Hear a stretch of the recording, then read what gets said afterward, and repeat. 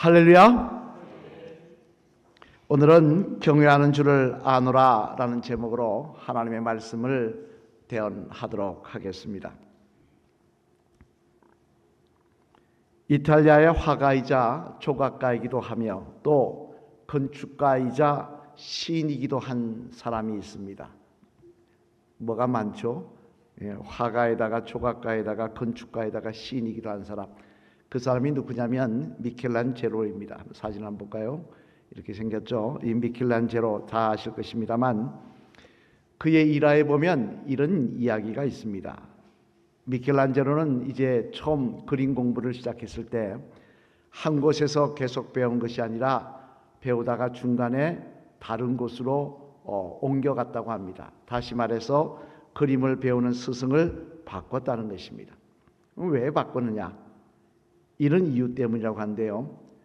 처음 미켈란젤로가 그림을 배우던 교세는 교육용으로 쓰이던 스케치 샘플이 있었다고 합니다.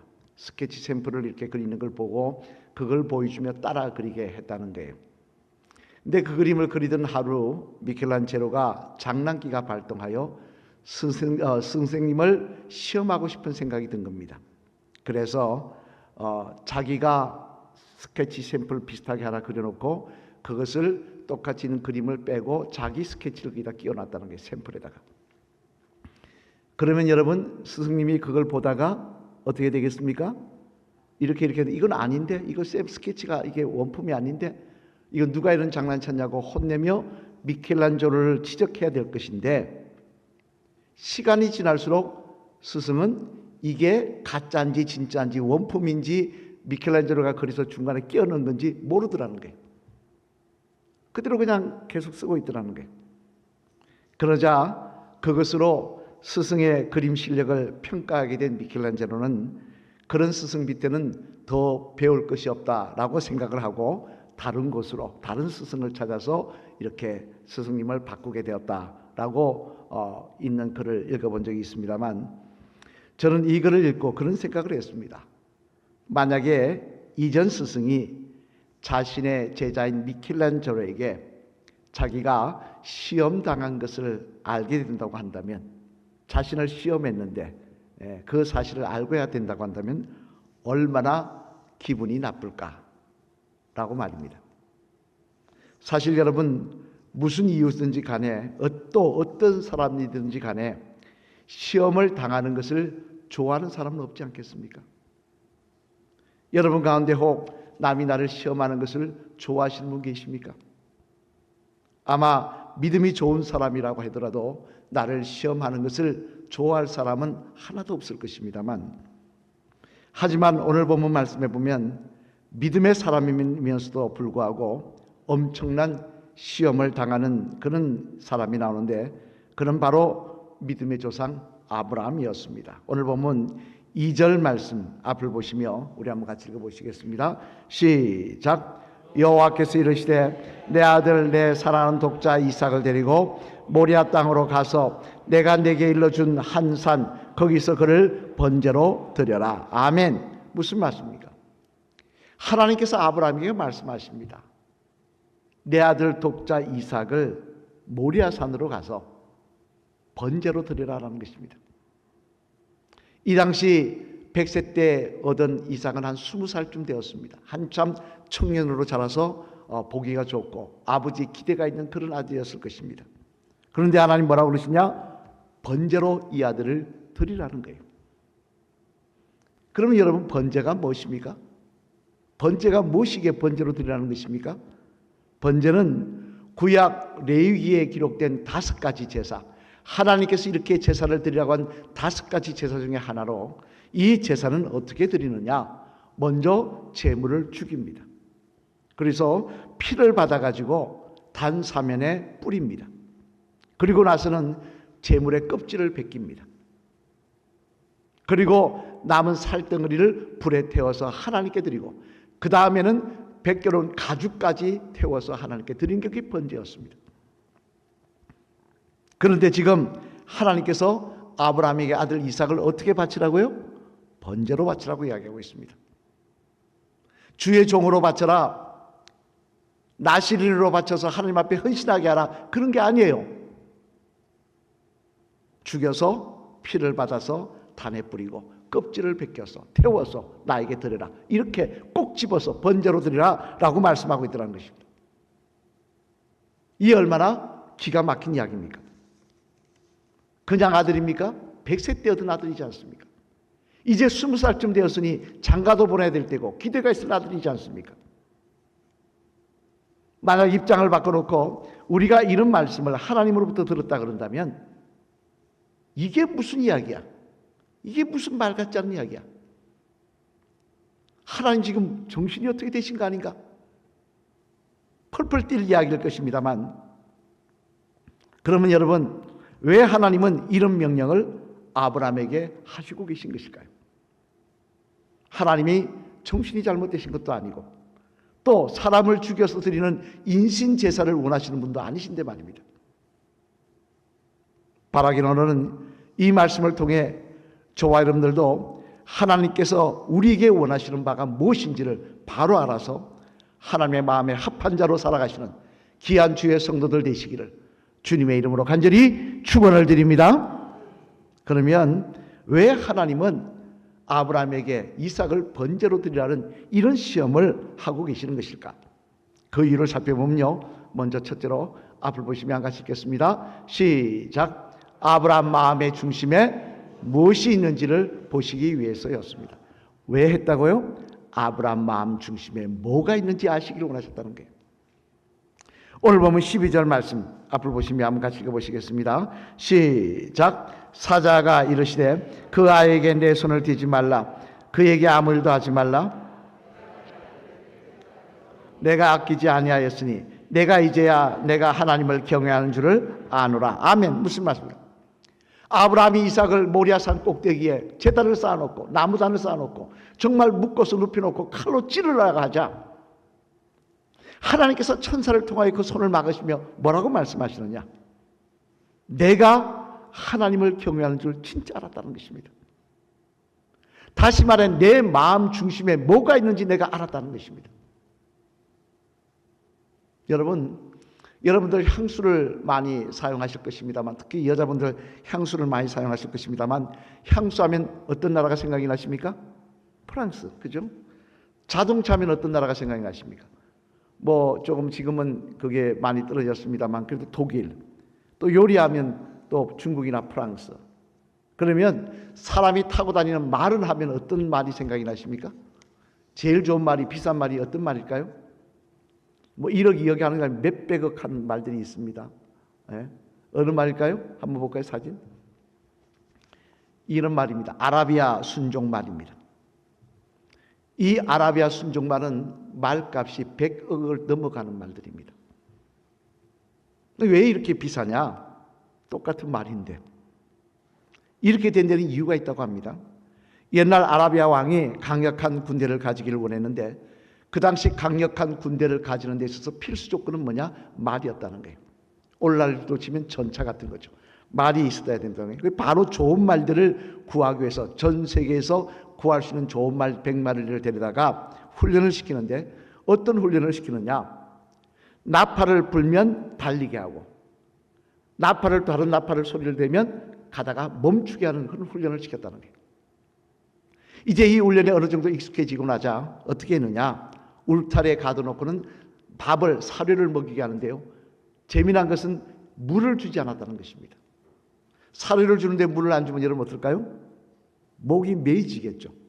하루 이틀 그랬더니 이제 목이 말라서 말들이 그냥 어쩔 줄 몰라 합니다. 그때 어떻게 하느냐? 울타리 문을 탁 열어줍니다. 그리고는 강 쪽으로, 물 있는 쪽으로 달려가겠다는 거예요. 그러니까 말들이 물을 마시려고 정신없이 달려갑니다. 달려갈 때 어떻게 합니까? 멈추라는 나팔을 불었다는 거예요. 그럼 여러분, 이틀 동안 물을 못 먹은 말들이 멈출까요? 달려갈까요? 달려가죠. 목이 말라 죽겠는데 나팔 소리가 귀에 들릴까요? 다 달려가서 물을 맞고 있는데, 그런데 네 마리만이 그 나팔 소리를 듣고 멈춰서더라는 거예요. 그래서 이 네 마리 말을 순종말로 해서 종말로 해서 탄생한 게 바로 오늘날 아라비아 말이라고 합니다. 여러분, 이게 뭘 말하는 겁니까? 결국 견디기 힘든 고난 속에서, 견디기 힘든 시험 속에서 진짜인지 가짜인지가 드러난다는 것입니다. 힘든 순간에 이 말이 진짜인지 가짜인지가 드러난다는 거예요. 그 본심이. 이는 또한 우리의 신앙의 모습도 마찬가지입니다.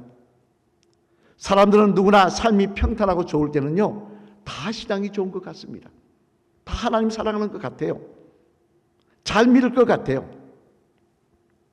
하지만 어려움이 다가오면, 문제가 다가오면 다르더라는 것입니다. 이는 당장 이스라엘 초대왕 사울만 봐도 그렇지 않습니까? 사울은요, 자기가 하나님 사랑하는 척합니다. 하나님 잘 믿는 척합니다. 그런데 막상 블레셋과의 처음 전투에 임했을 때 선지자 사무엘 선지자가 사사가 빨리 와야 되는데 오지 않아갖고 백성들이 동요하자 어떻게 일을 했다고 기록하고 있습니까? 우리 사무엘상 13장 9절 말씀 앞을 보시며 한번 같이 읽어보실까요? 시작. 사울이 이르되 번제와 화목제물을 이리로 가져오라 하여 번제를 드렸더니, 아멘. 무슨 이야기입니까? 번제를 사울이 드렸다는 거예요. 제사는 그 당시 누구만 드릴 수 있습니까? 제사장이나 사사만이 드릴 수 있었던 거예요. 그런데 왕이 자기 마음대로 하나님의 명령을 순종하지 않고 자기 마음대로 드렸다는 거예요. 이유가 뭡니까? 블레셋 사람들이 있는데 백성들이 동요해서 도망간다고. 이런 위기가 있었으니, 위기가 왔으니 내가 나라도 예배드려서 백성들의 동요를 막아야 되겠다는 이야기예요. 즉 사울의 마음속에는 하나님의 명령보다 백성의 동요가 더 중요했다는 거예요. 사람들 마음을 붙잡는 게 더 중요했다는 거예요. 어려움 속에서 사울의 본심이 뭐가 있는지가 드러났다는 것입니다. 그러자 하나님 뭐라 그랬습니까? 그 사울에게 내 나라가 길지 않으리라고 말씀하고 계시더라고요.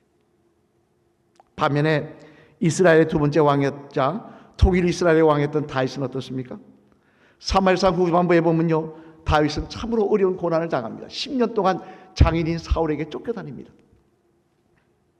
심지어 아둘람 굴이라고 하는 사람이 살지 않는 석회암 굴에 갇혀서 이제 내가 어떻게 살아야 되나 죽어야 되나 고민하는 순간도 갔습니다. 그런데 놀라운 사실은요, 성경 어디를 보아도 그런 순간에 다윗이 하나님께 불평했다는 이야기가 없더라는 거예요. 하나님을 원망했다는 이야기가 없더라는 거예요. 대신 그는 시편을 통해서 뭐라고 고백을 합니까? 우리 시편 26편 1절로 2절 말씀 앞을 보시며 한번 같이 읽어보시겠습니다. 시작. 내가 나의 완전함에 행하였사오며 흔들리지 아니하고 여호와를 의지하여 싸우니 여호와여 나를 판단하소서. 여호와여 나를 살피시고 시험하사 내 뜻과 내 양심을 단련하소서. 아멘. 무슨 이야기입니까? 어려움 속에서 다윗은 이야기합니다. 이 어려움 속에서 하나님, 내가 얼마나 하나님을 믿고 의지하는지 하나님 살펴주시옵소서. 이 어려움 속에서 내가 얼마나 하나님을 사랑하는지, 하나님을 의지하고 기대하고 있는지 하나님 알아달라는 것입니다. 그의 마음속에는, 다윗의 마음속에는 하나님을 신뢰하는 마음이 있었다는 거예요. 그 어려움 속에서도 하나님을 신뢰하는 마음을 그는 보여주더라는 거예요. 그러자 하나님 어떻게 하십니까? 그 10년의 세월이 끝나고 그를 이스라엘 왕으로 세우시고 그와 함께 하시는 일을 허락해 주시더라는 거예요. 사무엘상 16장 7절 말씀에 보면요, 사무엘 선지자는 하나님의 말씀을 이렇게 우리에게 전달하고 있습니다. 우리 사무엘상 16장 7절 말씀 앞을 보시며 같이 읽겠습니다. 시작. 여호와께서 사무엘에게 이르시되,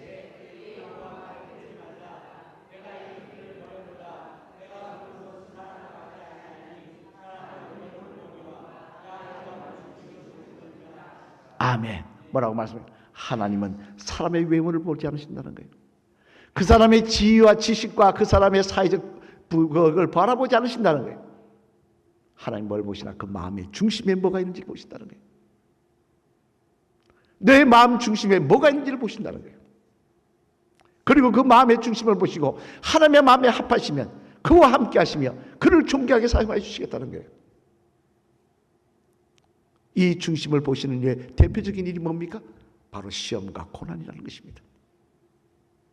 그래서 오늘 본문 말씀에서 하나님은 아브라함에게 100세 때 얻은 아들 이삭을 이삭에게 푹 빠져있던 아브라함에게 내 아들을 번제로 바치라고 하시면서 뭘 보고 계시느냐? 너에게 가장 소중한 것이 아들이냐? 아니면 나냐? 그걸 물어보고 계신 거예요. 오늘 우리 인생도 마찬가지입니다. 여러분의 삶 속에 문제가 있으십니까? 때때로 고난이 있으십니까? 왜 하나님 나에게 평탄한 길을 허락하지 않으시고 때때로 이런 시험을 주십니까? 하나님 그걸 통해 알고 싶으신 거예요. 여러분 마음 중심에 뭐가 있는지, 내가 정말 나를 사랑하는지, 너가 정말 내 사람인지, 네가 끝까지 나를 신뢰하는지 그걸 보고 싶으신 거예요. 여러분은 그것을 보시기를 원하시는 하나님 앞에 뭘 보여드리기를 원하십니까? 무엇이 여러분의 중심에 있으십니까? 바라기는 오늘 아브라함처럼 또 다윗처럼 내 마음의 중심에 하나님이 계십니다. 내가 예수님을 사랑합니다. 하나님을 사랑합니다. 내가 하나님을 믿고 의지합니다. 그 모습을 보여드리시는 진정한 믿음의 사람들 다 되시기를 주님의 이름으로 간절히 축원을 드립니다. 둘째로 또 하나, 하나님께서는 이 번제를 통해서 무엇을 보시기 원하시느냐? 우리 한번 읽어보실까요? 시작. 아브라함에게 절대 순종의 모습이 있는지를 보시기 위해서였습니다. 첫째는 뭐라고요? 첫째는 그 사이 잊어버리셨나요? 중심에 뭐가 있는지, 마음 중심에. 또 하나는 절대 순종의 모습이 있는지. 오늘 보면 3절 4절 말씀 앞을 보시며 같이 읽어보시겠습니다. 시작. 아브라함이 아침에 일찍 일어나 나귀의 안장을 지우고 두 종과 그의 아들 이삭을 데리고 번제에 쓸 나무를 쪼개어 가지고 떠나 하나님께서 자기에게 일러주신 곳으로 갔더니 제3일에 아브라함이 눈을 들어 그것을 멀리 바라본지라. 아멘. 무슨 말씀입니까? 아브라함이 그 명령을 듣고 3일 만에 모리아산 앞까지 갔다는 이야기예요. 여기서 중요한 것은 3일이라는 단어입니다. 성경학자들은 뭐라고 이야기하느냐? 아브라함이 있었던 그 지역에서 모리아산까지 거리가 빨리 가야 3일이라고 이야기하고 있습니다. 그러니까 아브라함이 어떻게 했다는 이야기입니까? 미적거리지 않았다는 거예요. 그 명령을 듣고 바로 출발했다는 거예요. 우리 같으면 말이 안 된다고 주저앉고 하나님 어떻게 다시 한번 생각해 보세요. 하나님 다시 한번 생각해 보세요. 엎드려 기도하며 하나님 이거 아닙니다. 아닙니다. 그랬을 텐데 아브라함은 어떻게 했느냐? 그 말씀이 떨어지자 바로 출발했다는 거예요. 아들을 죽이는 일이 뭐가 좋아서 그는 바로 출발했다는 거예요. 여러분 백낙준 박사님 아십니까? 한번 사진 볼까요? 연세대학교 총장을 지나셨고요. 문교부 장관을 역임하셨던 분이시죠. 이 백낙준 박사님은 굉장히 가난한 집에 태어나서요. 미국을 유학 갈 형편이 못 됐습니다. 그런데 그분이 미국을 유학 가게 된 계기가 있었습니다. 그게 참 놀라운 일인데요. 그게 뭐냐면 젊은 시절에 맥킨이라고 하는 선교사 집에 들어가서 허드레 일을 너무 집이 어려우니까 먹고 살 게 없으니까 허드레 일을 하며 그 품삯을 받아서 집안을 돌봤다는 거예요. 그런데 하루는 맥킨 선교사가 허드레 일을 하는 이 백낙준 박사에게 뭘 했냐면 장작을 좀 펴라고 시켰다는 겁니다. 장작 좀 펴라. 근데 문제는 펴라 해놓고는 잊어버린 거예요. 선교사가 다른 일을 하다가. 그만 펴라라고 이야기를 했는데 그걸 안 했다는 거예요. 밤중에 자려고 선교사가 누웠는데 밖에서 소리가 납니다. 쾅쾅. 이게 무슨 소리야 이 밤중에? 나가봤더니 백낙준이 아직도 장작을 펴고 있는 거예요. 왜 아직까지 장작을 펴고 있냐고. 그만두라고 말씀을 하지 않으셔서 아직까지 펴고 있다는 거예요. 그 말을 듣고 맥킨슨 선교사가 뭐라고 했냐. 당신은 정말 정직한 사람입니다. 내가 당신을 내 양자로 삼겠습니다. 그리고 그에게 미국의 유학의 길을 열어줬고요. 결국 백낙준 박사는 미국에서 박사학위를 받아 연세대 총장, 문화부, 문교부 장관까지 여기만 그런 자리에 있을 수 있다는 거예요. 여러분 만약에 백낙준 박사님이 날이 어두워졌다고 이제는 뭐 말씀도 안 하시네. 이만큼 폈으면 됐지. 뭐 더 펼 이유가 있나? 밤도 어두워졌는데 계속 펴야 되나? 이제 그만둬도 되겠지. 하고 그만뒀다면 미국 유학길이 열렸겠습니까? 양자가 되어서 유학할 수 있었겠어요? 제가 보기에는 그냥 그 집에서 허드레 일을 하다가 그만둔 사람으로 끝났을 것입니다. 여러분, 순종은 이런 것입니다. 자신의 의지와 생각, 자신의 감정을 교입시키는 게 순종이 아니라 말씀하셨으니 그대로 행하겠습니다. 이게 순종인 거예요. 당장 출애굽기 4장에 보면요, 하나님께서 화를 내시는, 모세에게 화를 내시는 모습이 있습니다. 모세에게 너 가서 출애굽 사람들을 데려오라, 이끌어오라 하자. 모세가 뭐라며 변명합니다.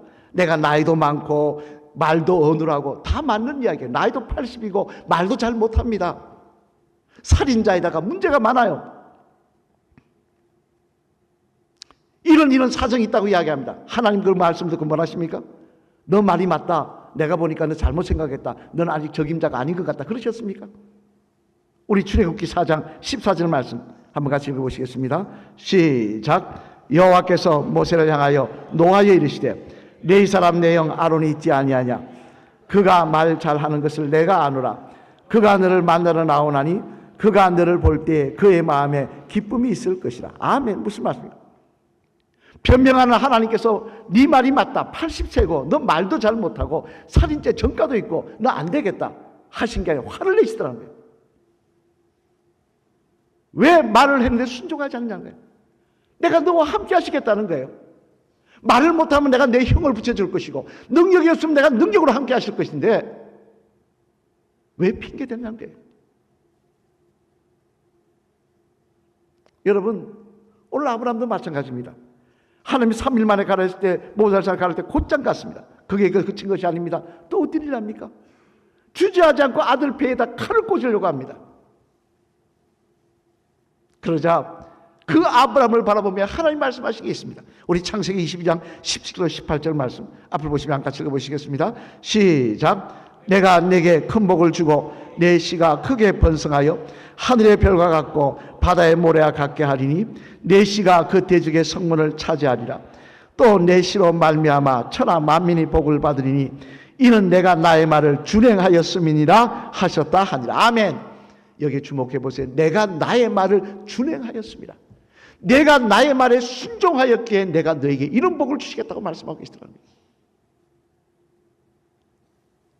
여러분, 복은 우리가 구원의 은혜를 받습니다만 하나님 앞에 존귀하게 쓰임받는 거, 하나님 축복하시는 거 아무나 주시는 거 아닙니다.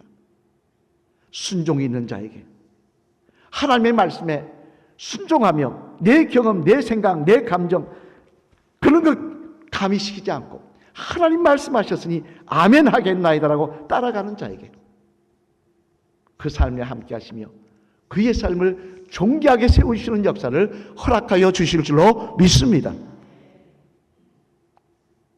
사랑하는 성도 여러분, 이제 말씀을 마치려고 합니다. 하나님에게도 궁금한 것이 있는 거 아셨습니까? 하나님에게도 궁금한 게 있는 게 아셨습니까?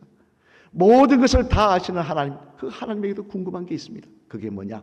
우리 마음의 중심에 뭐가 있는지 궁금하십니다. 우리의 순종의 모습이 어떤지 궁금하십니다. 말은 그럴싸하게 잘하는데, 그럴싸하게 화려하게 많은 언변은 좋은데 정말 내 마음의 중심에 하나님이 있는지, 나를 사랑하는지, 예수 그리스도를 정말 사랑하는지, 믿고 의지하는지, 또 그래서 정말 순종하는 모습이 있는지 하나님 알고 싶으십니다. 시험을 통해서라도 그것을 알고 싶으십니다. 여러분에게 하나님 그것을 물어보실 때 여러분 뭘 보여드릴 수 있겠습니까? 나태한 신앙의 모습, 미움과 시기로 가득한 모습, 내 잘나느니 하면서 내가 대단히 똑똑한 것처럼 착각하면서 교만한 모습, 아니면 불순종하며 핑계대기 좋아하며 그런 모습, 이 모습이 우리의 모습이 되어야 되겠습니까? 한번 돌아보시길 바랍니다. 우리 한번 마주보시고 따라 하실까요? 집사님, 하나님은 오늘도 문제를 통해 집사님의 중심과 순종의 모습을 보시길 원하십니다. 그때에 하나님께서 기뻐하시고 마음에 들어하실 귀한 모습을 보여드릴 수 있는 집사님 되시길 바랍니다. 할렐루야. 아멘. 오늘도 하나님은 물으십니다. 내 마음 중심에 뭐가 있느냐? 내 순종은 어떤 모습이냐? 오늘 보면 12절 말씀 우리 한번 다시 한번 읽어보시겠습니다. 앞으로 보시며 시작. 사자가 이르시되 그 아이에게 내 손을 대지 말라. 그에게 아무 일도 하지 말라. 내가 내 아들 내 독자까지도 내게 아끼지 아니하였으니 내가 이제야 내가 하나님을 경외하는 줄을 아노라. 아멘. 이제야 내가 하나님을 경외하는 줄 아노라. 신명기 6장 5절 말씀도 한번 같이 읽어보시겠습니다. 시작. 너는 마음을 다하고 뜻을 다하고 힘을 다하여 내 하나님 여호와를 사랑하라. 아멘. 다시 한번 오늘 이 말씀이 저와 여러분에게 도전이 되는 말씀이 되셔서 우리의 마음의 중심을 보시길 원하시는 하나님, 우리의 순종의 모습을 보시길 원하시는 하나님, 그 하나님 앞에 하나님 마음에 흡족한 모습을 보여드릴 수 있는 귀한 주의 종들, 하나님께서 여호와의 일의 은혜로 도울 수밖에 없는 그런 귀한 은혜의 종들 되시기를 주님의 이름으로 간절히 축원을 드립니다.